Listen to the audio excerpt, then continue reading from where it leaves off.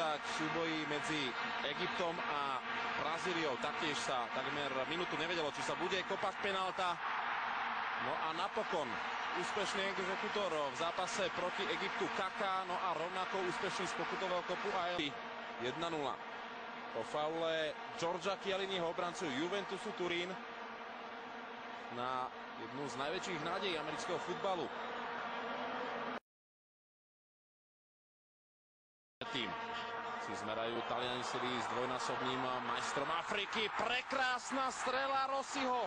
Tak napokon predsa sa naplnilo to, čo sme očakávali. Giuseppe Rossi už 100 len tak ľahko nezabudne. Rossi získal loptu v strede ihriska, v stredovom kruhu odzbrojil Feilhabera. No a jeho nechytateľná delovka sa ešte obstrela o pravú žrť brány Tima Havarda.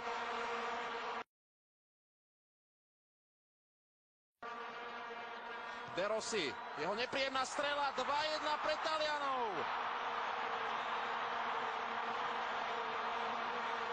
Beasleyho, ešte raz, opäť takmer zo stredu ihriska a strela, ktorá z pohľadu Tima Havarda bola neviditeľná, pretože ešte pred Havardom vidnila dvojica hráčov.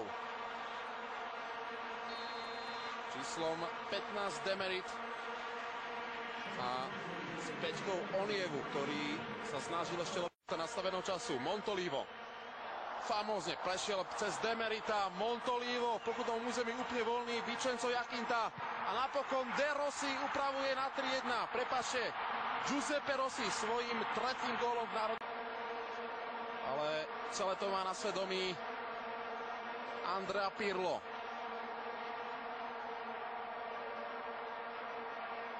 Tim Havard bol už úplne bezmocný. Taliansko vyhráva nad Spojenými štátmi americkými 3-1. Stratilo veľkú oporu.